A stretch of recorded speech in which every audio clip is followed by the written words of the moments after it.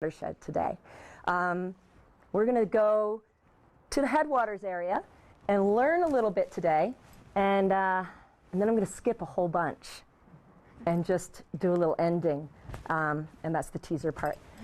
There is some information along the way, and if you don't think you can go to the class, or if you're interested in going to the class but you want to know more, I made a little fact sheet in the back, and it's just simply links to other websites.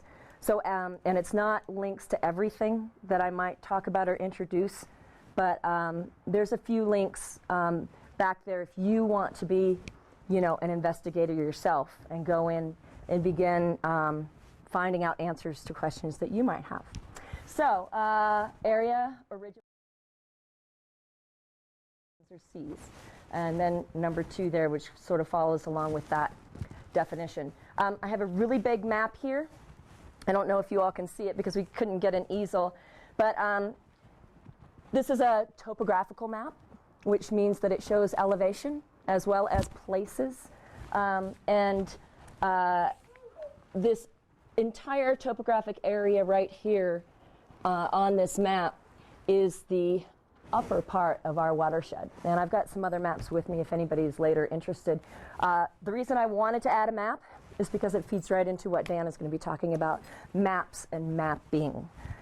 So, with that said, I do have a little mini San Miguel River watershed map here. It is not complete. You can see we start down up, here in Telluride. It looks down, but obviously we're up in elevation. The river flows all the way down, goes out through Nucla. It kind of spurts off the end there, and it doesn't show exactly where the San Miguel River technically ends, which is when it confluences with the Little Dolores River, then becoming the Dolores River. Quick question, being a teacher. Who can have an educated guess as to why, when it confluences, it becomes the Dolores? Oh, come on. Dolores is a bigger watershed. Dolores is the bigger watershed. Thank you. That's it. Yes. So this is our watershed. You can see the towns that it runs through. And this does include most of the towns. There's one town that's not a town anymore that's not on here. And we will actually talk about that just a little bit. And the links, part of the information page, the links to all of these towns in our watershed are on that page, just because each of those websites for each of those towns has a lot of information, historic and so forth. So those links are pretty cool. So we're going to start at the top of our watershed. Most of these photos, I tried to use most of my own photos, just to make it a little more personal so that we're almost walking along the watershed. We're going to start in one of the drainages, and I simply wanted to start with this photograph because Telluride is in the picture. Anybody that's been up Bear Creek recognizes this view. This is one of our drainages that goes into the San Miguel River, and it's Bear Creek. The town of Telluride has a preserve down at the end here of Bear Creek. These drainages, anybody know what these side... Jenny Russell? Tributaries, thank you. Just to throw a few good words out there. You should have seen that word earlier. Good. So this is one of the tributaries, and considered part of the headwaters of the San Miguel River. And this is Bear Creek itself. Flows at, different levels at different times of the year. Obviously, a big rushing torrent as we get towards May and June with the spring runoff. Everybody been at Bear Creek? Yeah? Yeah? Okay, good. If you haven't, go. Just some of the, wildflowers, a little bit of a different season here, heading into summer.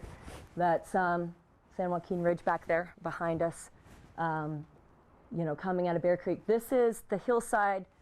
Just to put this into perspective, I wanted this slide because this is just off. You've just exited Revelation Bowl area, just to bring it back to where we are right now with our season and anybody that might have actually been up in Revelation Bowl today. we're kind of staying up at this end of our watershed.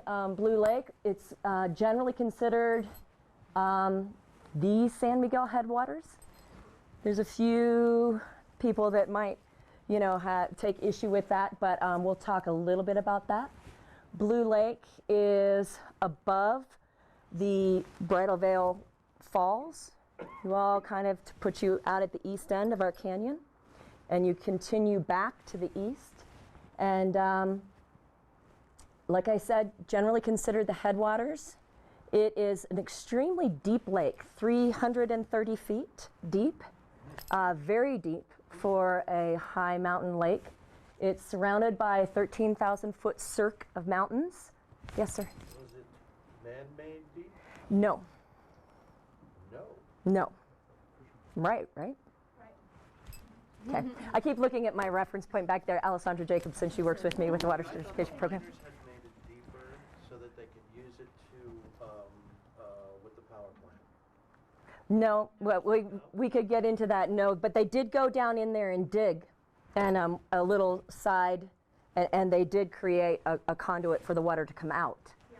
But they didn't make the lake Sort of deeper. a natural igneous intrusion as a dam that didn't erode away with the glaciers, so it's a natural and deep. It's naturally deep. Yeah, it's But I'm right about the part about them driving the canal through. yes. Funnel through. Yes. Right. Okay.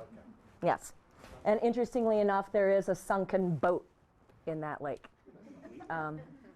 that you can, sometimes when it's really clear, I've been told you can see it. I've never seen it, although I've been on the lake.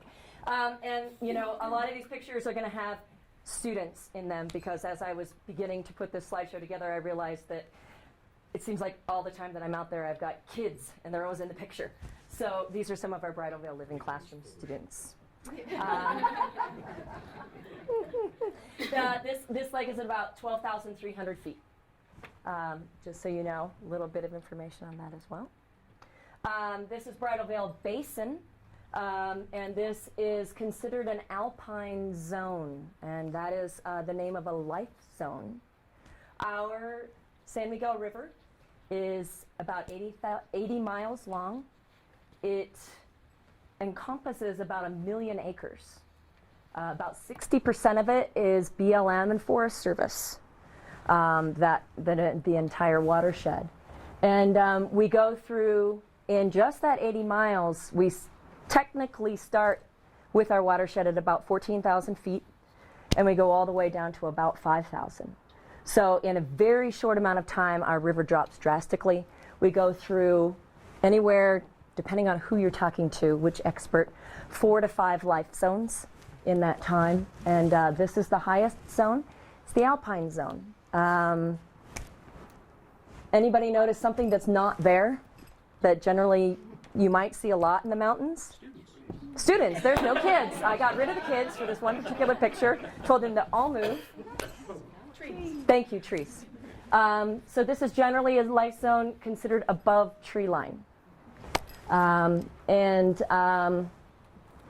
So at times I've seen this whole hillside covered in columbine, but right now. We live in a glacial valley, a U-shape glacial valley. If you've ever had a chance to look back at our valley, like from the Judd Weeby or one of those trails. And up at the top of our valley, this is something that is, it's not necessarily a recent discovery, but these rock glaciers are beginning to be studied, and we have one. They're located in other parts of the state. This one was just recently exposed up in Bridal Veil Basin. And as I go along and give you information, I know a little bit about the entire watershed. And this is the other reason why you really need to take the watershed tour, at least participate in that part of the class. Generally, when I do this tour, I'm the facilitator bringing in experts to talk about all of these different things. One of the experts I might bring in would be potentially Eric Jacobson to talk about, this whole end of the valley, the history, the mining, the hydrology. I'd bring in experts from Idaho and from the state of Colorado to talk about that area. I'd bring in experts from the town of Telluride, San Miguel County. We have some wonderful partners that we work with, and all the way down the watershed, I'd bring in Susan Grice from the library out in Natarita, and I'd bring in the Historical Society in Natarita. So I'm just giving you a little bit of information, some things to maybe think about. Again, there is also the sheet back there that you can, if you want more information, you can look on those websites. But these rock glaciers are pretty darn cool. I took this photo, so this is not just like some stock photo of a rock glacier somewhere. This is in Bridal Veil Basin, and you can see the ice protruding.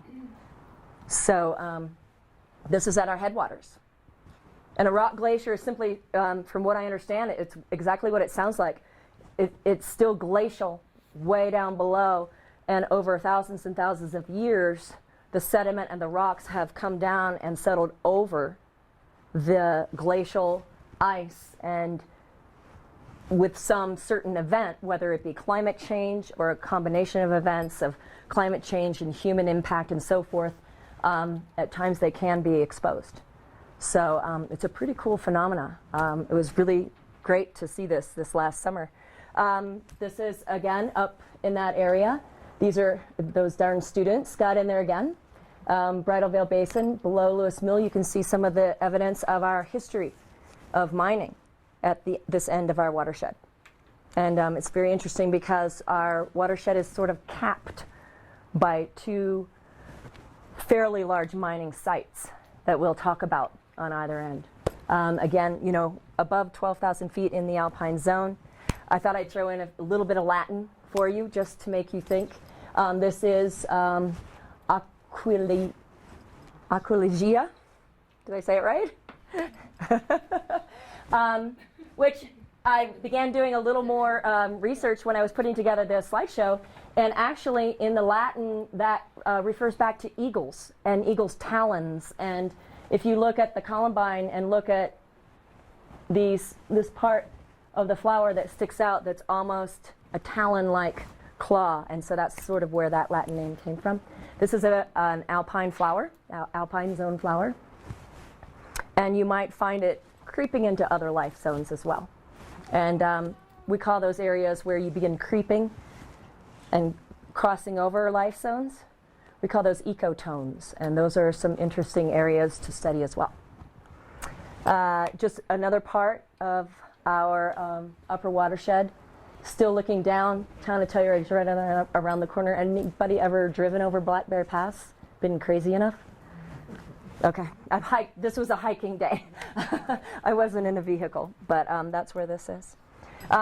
This is one of our alpine zone indicator species. This is I threw in some Latin again, just because it will be a university level course if you take the whole thing. This is the pica. And one of the reasons that this is and you can see this wasn't my photo. I mean, I wish it was, but we gave a little credit there. This is an indicator species because the pica are becoming a species that we're looking at as far as being endangered. And anybody have a guess as to why? You're not allowed to answer. Climate change. Thanks. Yeah. The pica have a very delicate physiology within their body, and they can only operate when it is a certain temperature. If it begins to get too warm, they don't survive. And I put at least 2 pica sites on there if you want to know more about these very, very cute creatures. This was also an area of study for one of our Bridal Veil students. He did a whole research project on this to the point of putting out a camera at night and trying to capture them scurrying around in the dark, which he did. He caught a few of them. He also caught a few marmots scurrying around as well. So this is an alpine zone, definitely an alpine zone creature. You won't find it much lower. Do they have a high-pitched squeak? They do. They have a high-pitched squeak, a little more higher pitched than a marmot. Yeah, yeah. So now we're moving down. This is actually Bridal Veil Creek. Probably to most the real true beginning of the headwaters of the San Miguel. This is just above Bridal Veil Basin. And we had some students out there a couple summers ago. This is our Bridal Veil Living Classroom again. We make them go rain or shine. But it's a pretty amazing classroom. I don't know, cooler for almost anybody to be there than even here. Not that you don't want to be here, but. And we even stick them in the water and make them study the whole shebang up there. And we try and hit on a lot of the topics on the Watershed Tour. We never get as intensive as we can with this course. This course ends with a full scientific research paper, scientific research projects. We're going to move over to another drainage, another valley that runs almost parallel to the Telluride Valley, the Ophir Valley.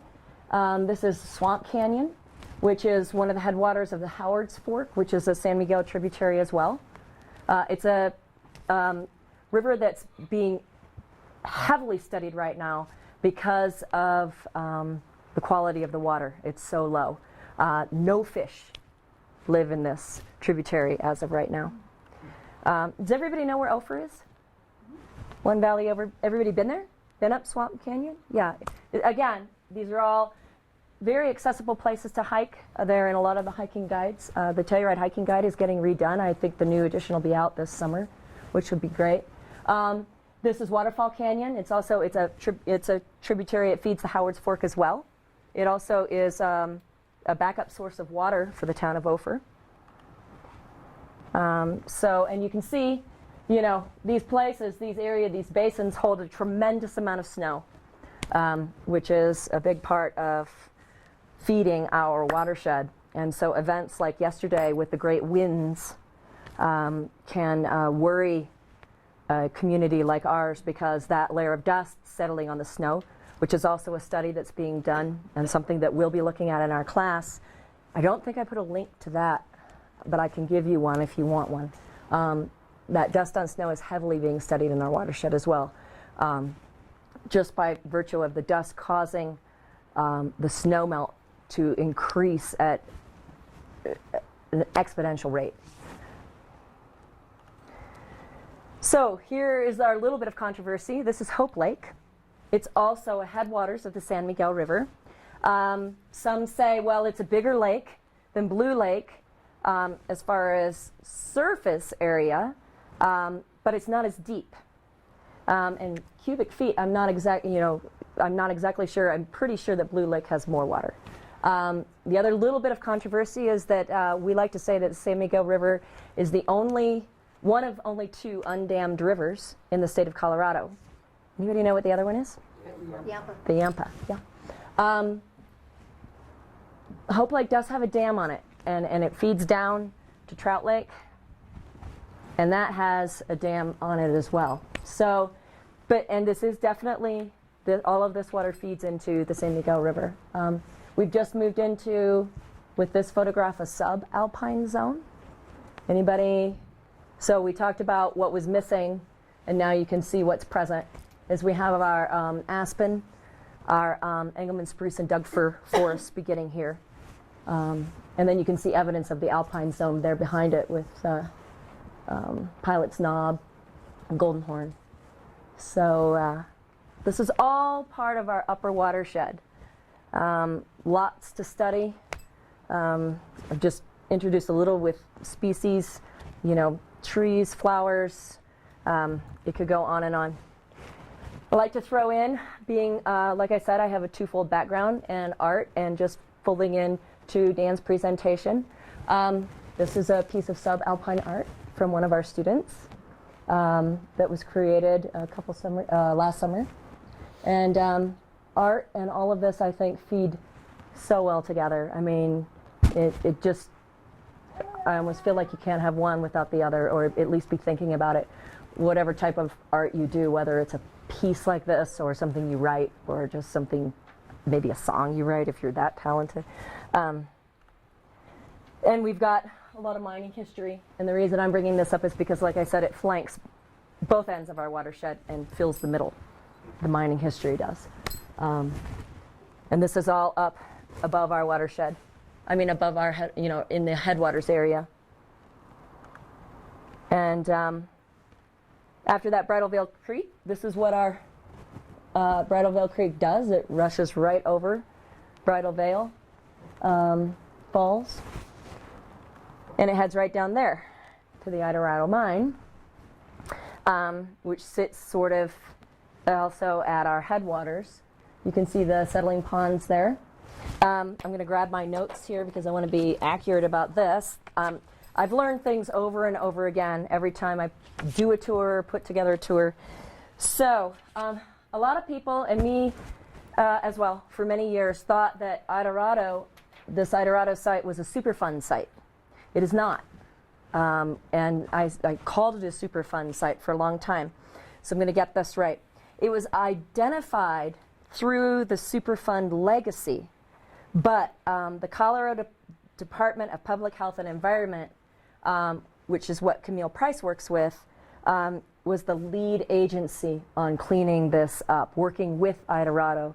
And a big piece of this is that Idorado is still a viable mining company. They still have money.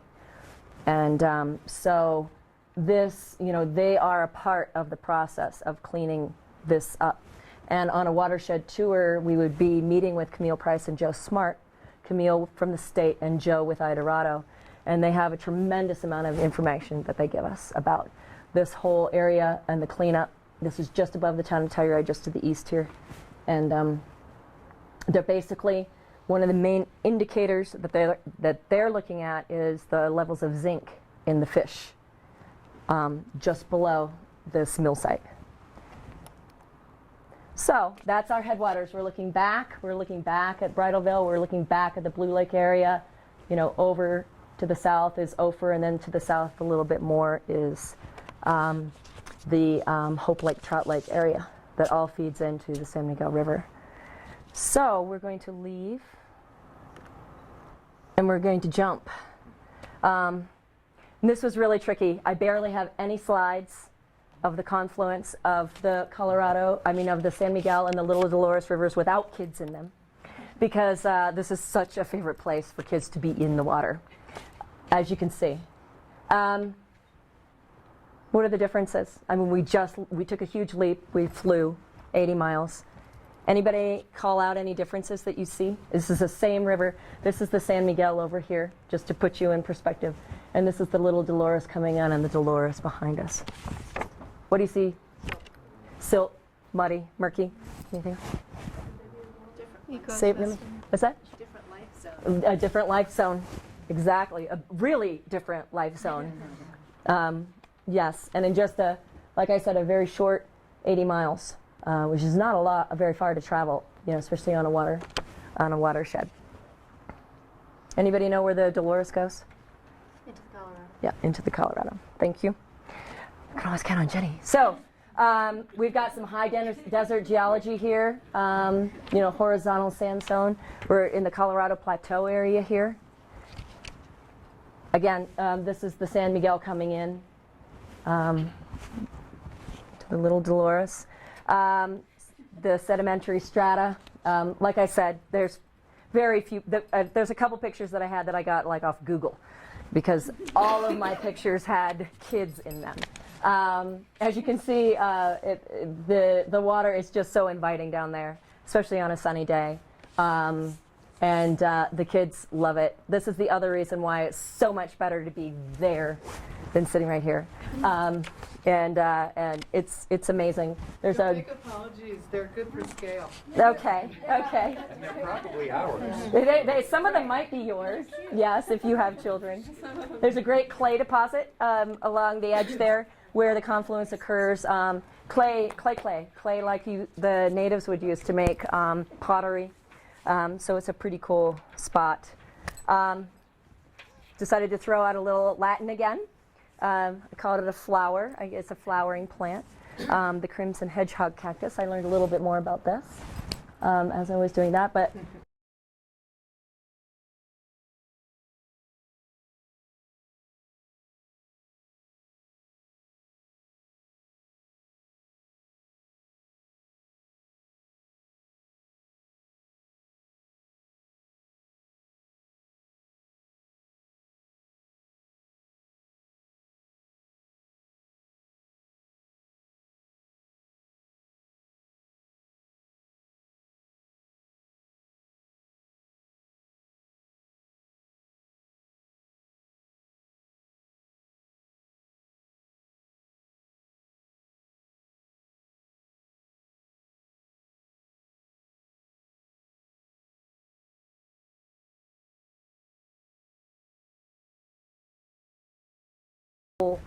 issue of sediment that we begin to get. And there certainly are times when the San Miguel can come in very, very muddy. If we have a huge rainstorm or, and a huge amount of mud and runoff running into our river.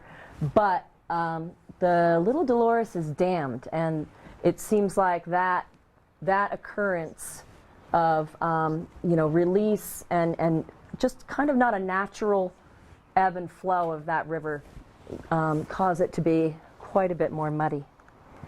Here's an indicator species out there, a little bit different from our friend the pika. This is the Gunnison sage grouse, probably soon to be on the endangered species list. I don't know if you've been keeping track of that. There are some, I did put links to that because this is an amazing bird. And if you want to know more about the Gunnison sage grouse, I put a few links there. It's the coolest bird ever with their mating dance. And some are working hard to not get it on the endangered species. I mean, we'd rather it not be on the endangered species list, right? We'd rather it be healthy, a healthy species that has plenty of room to live and to thrive. Unfortunately, that doesn't seem to be the case right now. I thought this was a really cool picture. There are no children in this picture.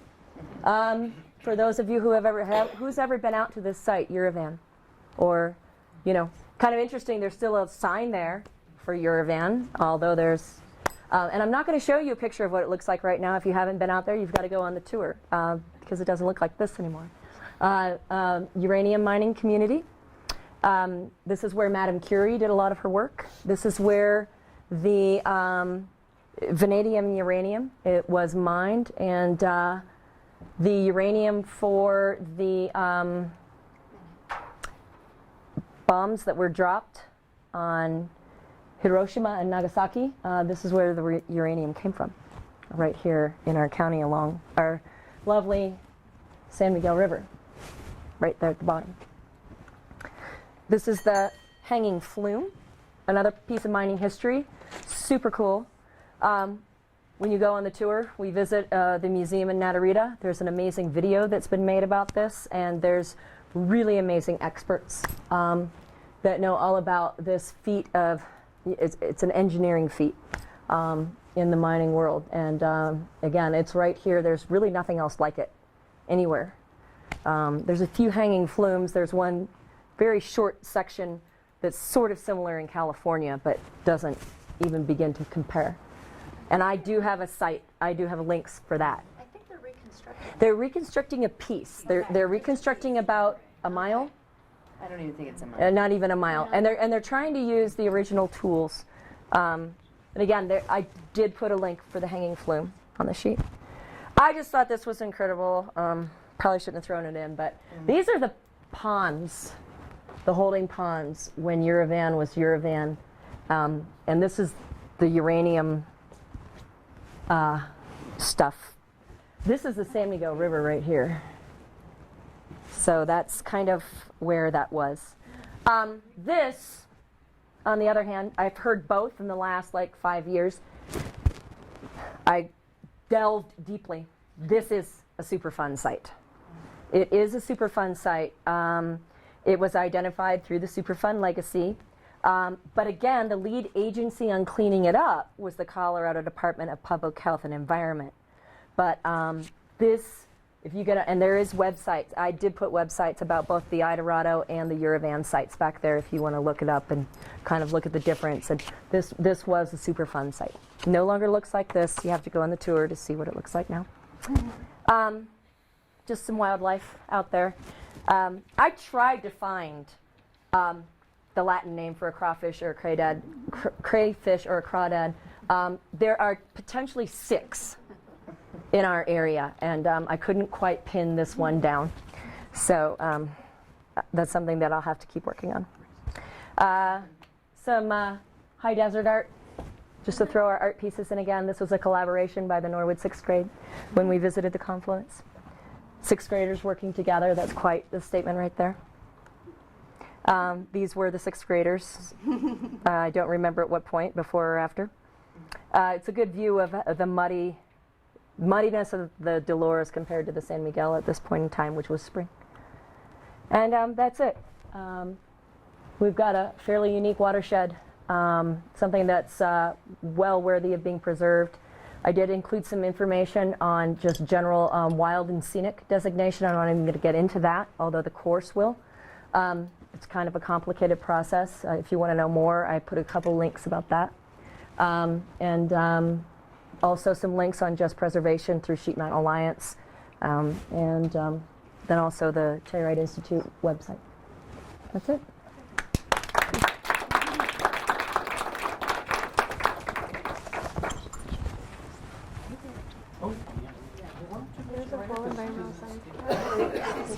Hey, Laura, will you say something about June 6th? Oh, sure, sure. Actually, the Telluride Institute and the Watershed Education Program is sponsoring a hanging flume lecture here at the library on June 6th, and we're having one of the experts, say an archaeologist sort of slash geologist, come in and do a whole presentation on the hanging flume. And then we're hoping to link it potentially to a field trip to the hanging flume as well. So June 6th here at the library. Thank you. Oh, and that was perfect. Now you get it. Oh, I get this. That's right.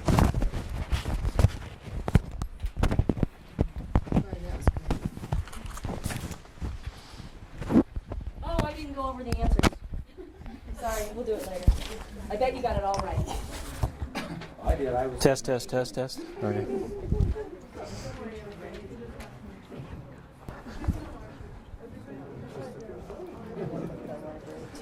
So you ready for another round with me? Okay. I'm going to sort of flip the paradigm a little bit because there's a lot of knowledge in this room about the watershed, and the goal tonight is to actually tap into that knowledge and create a community-based map. And so I'm going to run through some slides and some of the evolution of some of the work I've done with digital mapping and interactive systems, and then we're going to move to the other side of the room and log in to these little computers over here, and hopefully some of you have access to some images that we could actually populate a map that we've created a framework for. So that's sort of the trajectory of the next 45 minutes. And I won't ask you if you have images with you right now, but I think you could probably access them online if you didn't have them in your pocket, right? So, okay.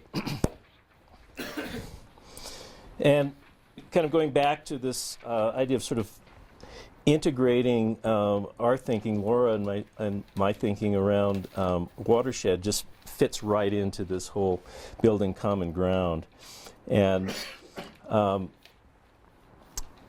thought that some of the text, I'm just lifting it off of the website, but building common ground, discussions of community, civility, and compassion, providing a framework for Wilkinson Public Library to build abundant community and lead local residents, government officials, and nonprofit organizations towards creating a new vision for a sustainable local economy in Telluride. So this was the language out of the grant application. Now, some leading questions. How do we wish to represent ourselves in the 21st century? Does the visual culture and public face of the Telluride region express the tenets of nurture capital? This was the lecture that we got a couple of weeks ago around the idea of slow money. And what pictures of place come to mind when you think about the following? Carrying capacity, care of the commons, sense of place, nonviolence. And are the images that come to mind, just sort of pop into your head, resonant with those kinds of ideas? Or are the images that come to mind, at some kind of at odds with those notions? It's pretty complicated because if I reflect on those four themes, I can think of kind of the inverse of each of those as examples, in terms of the history of Telluride. So kind of going back, and I don't think most of you have seen these images, but there's some pretty, I couldn't resist throwing in some of the history of mapping and imaging of place. But oftentimes the maps in particular emphasize the particular kinds of economies and biases and priorities that are occurring in a particular landscape. And if we go back to 1891, obviously mining is the primary enterprise in the upper reaches of the San Miguel. And so you've got gold shares down here being sold. On the left, you're seeing the confluence with Leopard Creek. So this is Placerville, right down here in the bridge across Leopard Creek. And these were really produced to entice people to invest in this particular case, in placer mines. And some of my family was probably involved in some shady schemes. It was a couple of years ago, found out that my grandfather had a mine up Deep Creek called the Mountain Flower. And I said, well, I'll just Google that. And I found it. I found the shares for the Mountain Flower mine and how much it was trading for. And there was some speculation because there was an interpretation of this site, and it said, yeah, this was probably not a legitimate site. I guess that's the long and short of it. So my grandfather was involved in probably some kind of shady dealings up Deep Creek, probably in the 20s. Here's another early map, kind of a little further up the canyon, obviously Telluride. This is a detail of this map on the left. This emphasizing mineral resources, and you're seeing all of the mines that are being indicated on this particular map. My other grandfather on my mother's side was a Swedish immigrant, and he had stores at the Smuggler and the Liberty Bell, and they lived on Oak Street, and he used to ski down at the end of every day. Yeah. In the previous one to this one, if you look at how much water is in San Miguel. Yeah, it's amazing, isn't it? But Misrepresentation. well, I think there is this kind of almost fantasy landscape a little bit with the idea of trying to sell shares to somebody who's never seen the property. Very much like an eastern river. It is. I wonder if the guy that drew it ever came to the canyon. Navigable. Early topo map, 1898, but this is incredibly detailed and accurate, nevertheless, over 100 years old. And then, I'm kind of fast forwarding here, but people around here are obviously aware of the narrow gauge railway, and there's this famous loop, the narrow gauge circle, which connects up. People would leave, actually, it was a very famous tour where you'd go all the way from Denver and follow that blue, and then come around into this is our region right in here, obviously.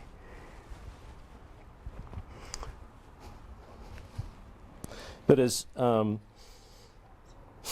tourism came into the picture as a kind of an economic force, for a long time the railroads were really figuring heavily into that, and they still do to a certain extent, of course, between Durango and Silverton and down to Chama and so on.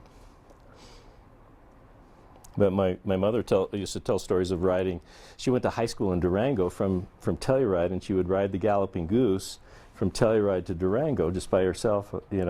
This is in the 30s, and so she really had very fond memories of the Galloping Goose, which closed down around 1951.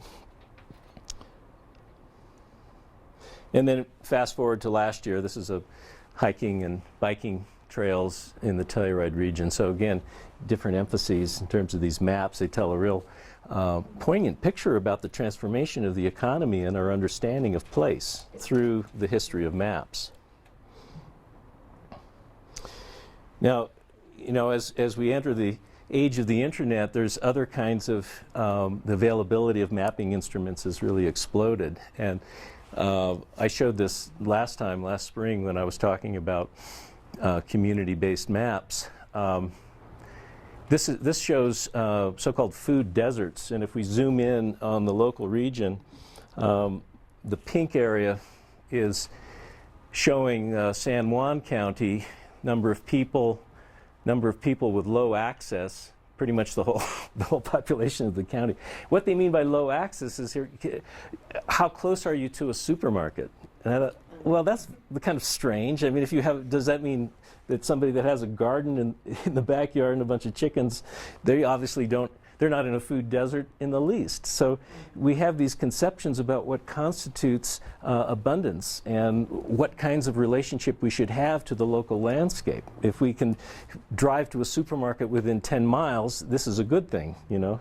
But if you raise chickens and have a garden, you're kind of off the census tables in terms of how the federal government is tracking these ideas. So it's a curious kind of reversal of what we're talking about here, which is about a food shed and procuring your foods within a 50-mile radius and so on. This is a little hard to see. This is just a hike taken with students down the Keystone Gorge. You can see that the blue pins are just points where we took photographs and took an elevation using handheld GPS and Android phones and stuff. And then we took that information and uploaded it to a Google map and created this map. This shows the change in elevation, obviously exaggerated in this graph. But that got us thinking about how we could use these same instruments for gathering information about the valley floor. And so we did an ISP last year, a year ago in the fall, with David Lavender's class, where the students were the data collectors, the citizen scientists, and you can recognize Society Turn here. This is out of about 13 or 14 kids. There were about 4 or 5 that really got into this. And among those, they had their own Androids with GPS-enabled kind of location capability. And so they went out and picked a particular target. There were 3 that David Lavender's group were looking for. They were looking for historic structures, like at San Miguel. They were looking for noxious weeds and for prairie dog holes. So this represents prairie dog holes and badger holes in that particular sector. And then so we put that on a map, and then Lance McDonald used that in the presentation about the trend lines for prairie dog populations. So it raises a whole interesting kind of idea about tapping into the local community, the students, the citizen scientists that we have living in the region, and using them to monitor changes in the landscape and bring rich data to the community in ways that we could never afford if we were hiring scientists to do this. This guy's 9th grader. We're talking with some folks in Maine right now through the Telluride Institute connection. This is just kind of more of a slide about an awareness of a very interesting program called Vital Signs. And they've established a program with the University of Southern Maine and some other educational institutions to provide a whole set of online tools for guiding research into landscapes and habitat in Maine. So this is very specific to Maine, but we've initiated the conversation, and it's all open source. It's all coded in Drupal, which is a open source protocol for doing interactive sites. And they would like to partner with us and expand into the Colorado area. And so it's very detailed. I'm not going to spend really any time talking about it, but you get right down to the level of these PDFs that you can download, and dissolved oxygen, salinity, and so on. So, and they have different curricula that's pitched at different levels, from elementary school all the way up to, again, citizen scientists. And so there's a kind of an interactive flow chart where you can select your habitat, select your level of research expertise, select the instruments that you would like to use in relationship to a particular habitat or zone, and then that is all stored on a server, and you can return to it again and again and add to that information or send it to another group or whatnot. So it's a great model, and Laura has such a tremendous curriculum already in place with the Watershed Education Program, and I think we could sort of combine some of the capacity of the online materials, even though she doesn't like this classroom, I think that kind of toggling back and forth between these kinds of discussions with place-based learning and experiential education can be very powerful. So more on this later. Oh, also Gulf of Maine Research Institute is the other partner. So in terms of interactive systems, some of you have seen these slides before, I think this little section, but my design partner, Gene Cooper, and I have done a number of these interactive maps for different museums around the West. This was, this was at the Grand Canyon for a while. It's currently at the Arizona Science Center in the physical science wing. And it's a little hard to see what you're looking at. You'll see it in another slide, but this is a trackball right here. So you're coming up to this thing that looks kind of like a game console, and there is a physical relief map that is receiving a video projection. And so you can come up and move this trackball and select different hyperlinks within this map, and then wherever you select, that gives enhanced information, contextual information up on the slide. And so you can select a whole variety of maps to project onto this surface. Another kind of cool thing about it is that it's plugged into the internet, so we can pull in RSS feeds. So wherever you're putting your cursor on this particular physical relief map, it will deliver the real-time temperature. So down in the canyon versus the rim could be 50, 60 degrees difference. This is another project we did for the Exploratorium in San Francisco, which is a big science, art, and perception museum. So it's a real interdisciplinary place, been going since the middle 60s. How many have been to the Exploratorium? There's some San Francisco types in here. Again, this is a relief model. It's produced by I downloaded satellite data, which is freely available on the web, and then I have a big router in my studio, and I cut the model in reverse, and then we cast fiberglass into that reverse mold, and then sandblasted the fiberglass. So that's the base model. So all the color information is all video projection, HD video projection from a really nice projector about 25 feet up. To create this 8-foot by 8-foot image, and then you interact with it through a touch screen in this case rather than a trackball, and you have additional kind of contextual information about the processes of the bay. Let me see if I can get to there. So at this point, this is the little screen that you interact with, and the museum personnel wanted us to use the term floaty rather than buoy. I don't know why, but anyway, you launch a floaty into the bay, and then that little floaty will start to respond to actual tidal data. And so one of the collaborators on the project was a Stanford fluid dynamics expert who focuses on the San Francisco Bay and other large-scale bodies of water, coastal bodies of water. So he had done a longitudinal study about fluid flow and gave us that data, and then we pretty much visualized it. And so what you're seeing here is the floaty, the yellow circle, is leaving a little tail, and you're able to see its sort of track. So if you drop a buoy, a floaty, right at the Golden Gate Bridge, with the tidal flow, it gets shoved out right to the continental shelf, and then the tidal flow reverses. It comes zooming through that Venturi tube, and sometimes it goes all the way up to the Sacramento Delta, kind of hangs out there for a little while, and then it might go all the way down to the mudflats around San Jose, and then it sort of moves again, and then it goes up to the bay, and then out to the continental shelf. And over a 14-day cycle, you're really understanding the dynamics of the bay through this interactive digital system. It's at a scale that would be difficult to understand at the level of the ground, but doesn't it make you want to go out there and then see those actual processes of the water moving under the Golden Gate, for example?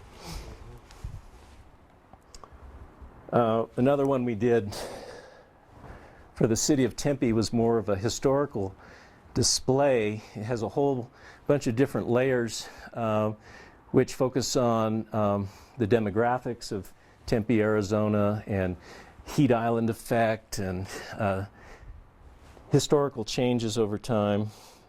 And this is a great big touch panel, actually.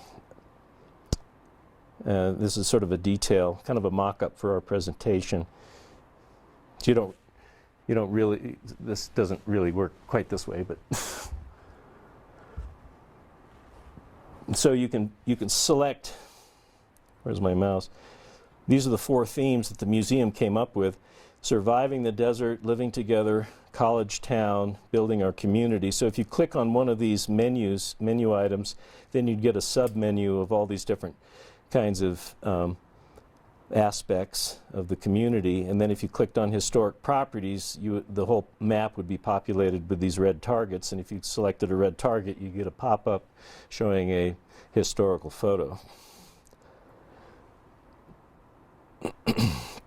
Now, a little quick note on the GIS that San Miguel County has developed, which is a geographic information system. And that's something that got me very excited a number of years ago now, I think around 2007. The county made the decision to put the whole geographic information system online to make it accessible to the general public through a website. And in fact, I came to a presentation right here about 2007 when we had the computer room upstairs. And Heather, what's Heather's last name? Widmer? She's in the planning office and is the GIS specialist for the county. Heather Widmer, W-I-D-M-E-R. Anyway, she sits in the little room making maps all day long for us, and she doesn't get out much, but she makes great maps. And this particular set of protocols has really exploded and become much more accessible through our own sort of personal browsers and so on. Originally, we have GIS mapping, which includes the geographic and geometric kinds of features of a place, but then you have multiple layers that you can select and see correlations between. And this is one of the powers, is that you have both this kind of ability to drill through multiple layers, and you have a kind of parametric function of its visual representation and its relationship to a database. So if you get into GIS, it's a very powerful tool for exploring place in a very systematic way, or archiving features of place in a very systematic way. If it has a downside, it's the fact that it's very top-down in terms of its conception. It's a very sophisticated protocol that generally will feature all of the kind of physical features of place, certainly its demographics, tax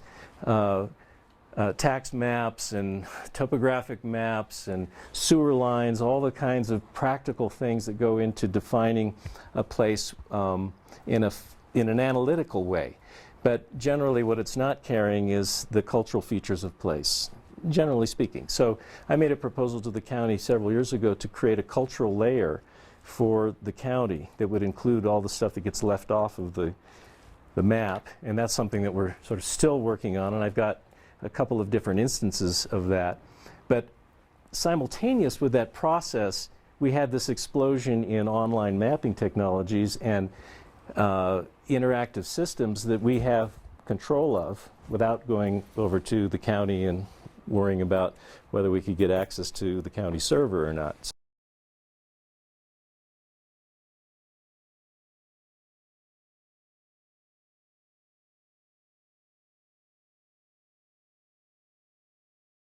We have at our fingertips. I mean, we all have maps in our pocket now, navigation tools. So in this sort of new generation of GIS maps, a lot of the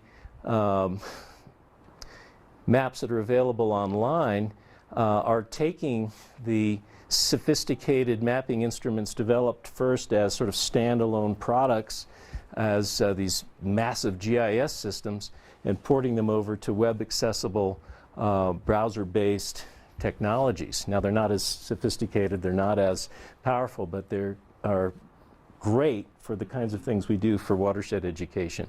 So here's an online instrument. Esri is the big company that's one of the major players in GIS technology, and so they've been understanding that, they see the handwriting on the wall, that it's all about all these multiple sort of systems on a convergent path, and they want to be at the forefront of handheld technology, of server-based technology, of platforms in the home, and allow these different kinds of representations to be able to be traded and moved around very efficiently. So, for example, I spent a lot of time learning GIS, the straight GIS, and it's quite complicated to get it into a web-based representation. So they're providing APIs and other kinds of tools that allow you to move that GIS information into web-based systems. So here's a little watershed map, San Miguel County, and these little pins are hyperlinks to cultural practices within the watershed. And this is just a little proof of concept. It's not meant to be comprehensive. There's just a handful of pins. But where do these go? So if we go out to Norwood, there is a pin right at Cloudacre, where Art Goodtimes lives, right outside of Norwood, right? And so that's zooming into that same map. Okay, let me just go back so you can see where there's that pin right there. And I don't know if I don't have, this is a PowerPoint, so that's not a hot link, but if you were to click on that poem, this is what would come up, which is the view out his back door towards the lone cone. So the idea here is what I sort of got excited about reading Art's poems. I said, this is poetry with geocoordinates. This is the idea of something that's very much about place, but it's a poetic cultural practice. And so you have this kind of analytic aspect of the geometry of space combined with the meaning and experiential aspects of someone who has been here over 30 years living in that place and has a certain love for that landscape and that particular view. This is only a fraction of this great poem called The Right Stuff. There's the whole poem. We won't read it because we've got lots to do tonight, but do go find this poem. Now there's another recent set of protocols that I got excited about, which are incident mapping software. And this is around particularly around the Middle East and Africa. There's been a lot of work in developing toolkits for allowing people at the level of the street to map current events and their own circumstances, even hour by hour, if they choose to do that. So there's this is a very interesting website, ushahidi.com, and this is a group of guys in Africa who have developed this software, and it allows you to not only locate an event, but also to tie into RSS feeds, real simple syndication feeds of news broadcasts that are constantly being sort of sent over the wire. So you don't have to go to your website, your webmaster, and say, "Oh, can you attach this news broadcast to my website because it's happening." Okay, I'll get to it, in a couple of days. No, this is real-time population of your website through RSS feeds, just like the weather that I was showing you with the Grand Canyon using an RSS feed. This is live news that's being tied to a map. And so it's a very powerful way of sharing hotspots, internationally. Yeah. So are you saying that, I could click on Beijing and I could just at the same time get Radio Beijing's broadcast? If you set it up that way, yeah. Because if you just go, and I'm not sure about China because there's certain kinds of firewalls and so on, but in theory, if you had clear access to news broadcasts coming from particular locales, the way you do it, just go to use your browser, do a Google search for RSS feeds Beijing, let's say, and it's going to give you all of the broadcasts, and there's a little snippet of code and it's not hard to do. You take that snippet of code and you drop it into this site, and it's going to populate your map with these live feeds. It's really cool. So here is what you're seeing in this particular map. I say, well, let's use this for cultural practices instead of just violent events in the Middle East or whatever. Well, this is a different violence. This is the tsunami at Fukushima, and the reason I put a dot there was that Ellen Metrick, who is our poet laureate right now, did a poem about imagining the people's experience in Fukushima, and trying to get her head around what it must be like. I mean, so this is a wiki. This is a co-created website that is linked to the map. So there's two different softwares being used here, but on the wiki, which is a free way of creating a co-created website, I've placed Ellen Metrick's poem about Fukushima. And so when you click on that, on the red link here, it takes you to a wiki and you read the poem. But it's a very immediate, I think pretty satisfying way of bringing, let's say, art or cultural practices right into the events of the day. This is, so a lot of this, I'm throwing around a lot of terms, but GIS is Geographic Information System, but there's a whole literature that is participatory GIS or PGIS, which is the idea of people making their own maps essentially, or you're at least drawing data from the level of the street rather than only giving top-down information. So this is actually several years ago at this point, but this was a group in Leeds, England, that had developed a map about mapping perceptions of fear or fear of place. And so it's a very simple kind of little protocol where they give you a digital spray can that sprays purple. So you're going to go tag, like graffiti, you're going to go tag a place. And if you live in this little village and you're worried about the fact that I don't want to walk after dark to the market, you would take your digital spray can and spray that street. And someplace else, well, I have to wait too long for the bus and I get scared. Spray that place. So all these individuals in this little town, this little metropolis of Bradford, participated in this process, and then they did these overlays of all of these spray can marks to create density maps. So where there was the most overlap between the purple, that would be the area where there need to be extra special attention paid. But the interesting thing was we see a lot of crime mapping, but it's always after the fact, and it's usually driven by sort of top-down assumptions about populations.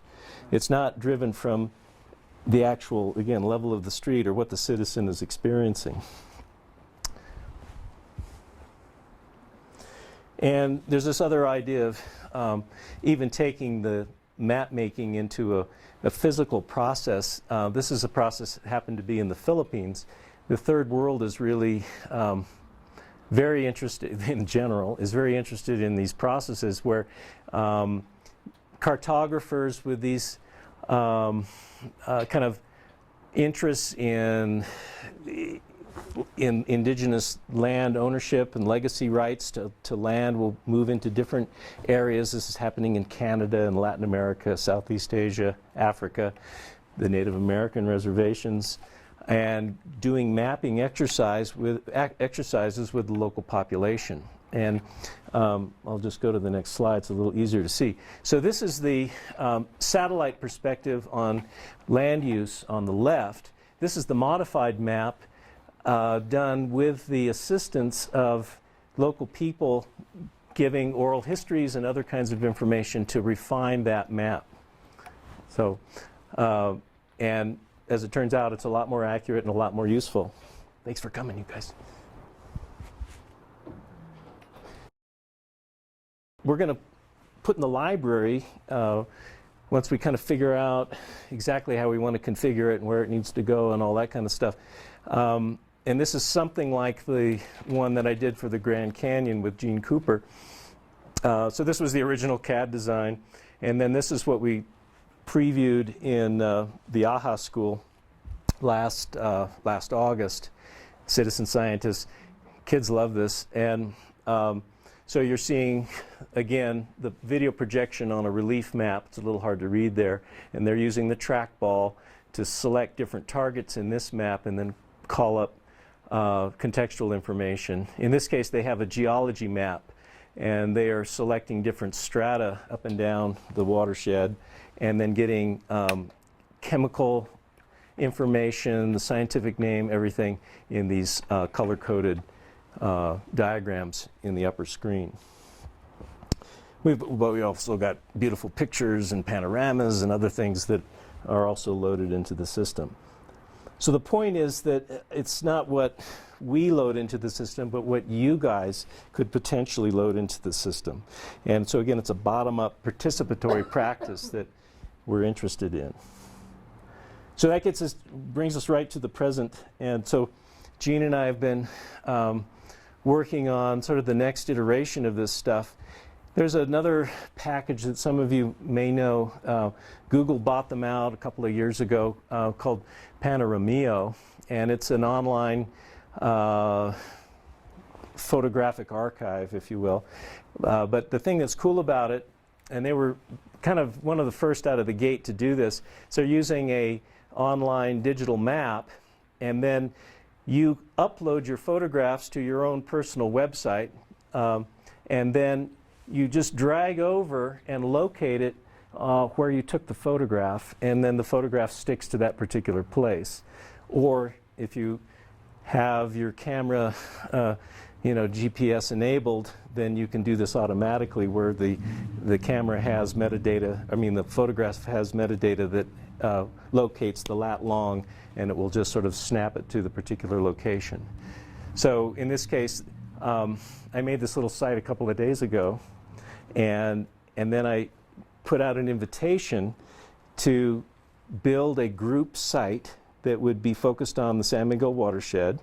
And I went out online and I found some photographs that were already in the watershed, and then I sent pretty much auto-generated emails to about 15 people and photographers who have done work in the region.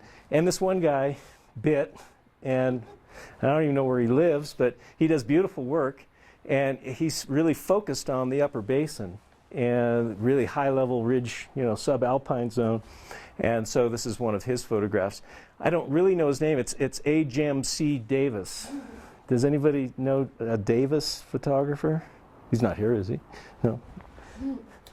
Probably Rudy Davis. Maybe. Maybe. That would be in character. Ah. Okay, so now over here, this is the next.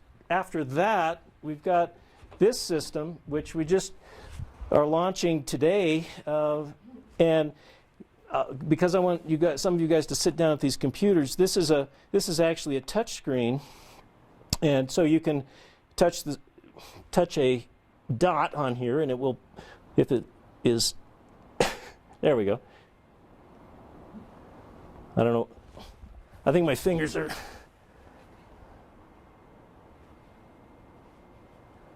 Yeah. You do it the opposite way. All right, forget it. Anyway, I know you can't see this from there, but what you're seeing is the outline of the watershed, and then all of these pins are individual photographs. I'll just use the mouse, and I know it will work. Come on. I'll go this way. Oh, you know what? We unplugged the internet to get your camera to work. Okay, so I'm not live here. That's why it's not working. All these pins, I know you can barely see it, are just people who've uploaded photographs to this Panoramio site. But we are taking that feed from the Panoramio site and bringing it into a different interface. And so we're tapping into this large community. We don't even know who it is. And so this is kind of what you're seeing here, a different version of the same thing. Now what you can do when you code these sites is limit the frame that you're looking at in terms of that landscape, and you can also create targeted groups. So you could say, okay, I'm going to use these 20 people or these 200 photographs or whatever, and limit it to the class, Laura's class, and populate the watershed with the photographs and then share it online, that kind of idea.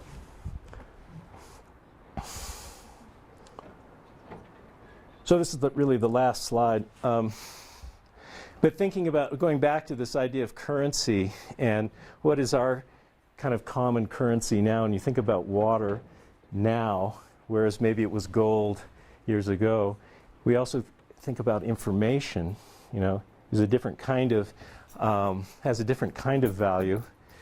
It's a very kind of interesting quote there at the top that makes that analogy between the value of gold versus the value of information. Kind of skip down here. By building a shared knowledge base that reflects our understanding of place, from the headwaters of the San Miguel to its confluence with the Dolores, the little Dolores, can we find a common currency for problem solving in the region?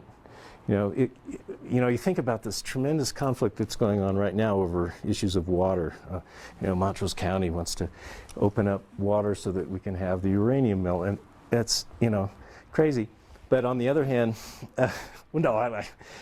we have this shared resource that if we can somehow represent the place effectively and draw in a greater community of input into this shared conception of place, that's kind of thing where that there's a kind of an expanded knowledge base that everybody has immediate access to, so that they're not sort of in their own little pockets. You know, we get in our little pockets up there, people down at the West End get in their little pockets, and we're not seeing the big picture because we don't have the information at our fingertips, you know, but we do, we potentially do. So anyway, that's the thing.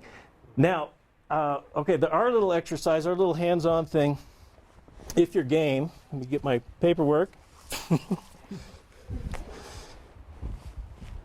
And you can take this home. We'll just pass this out.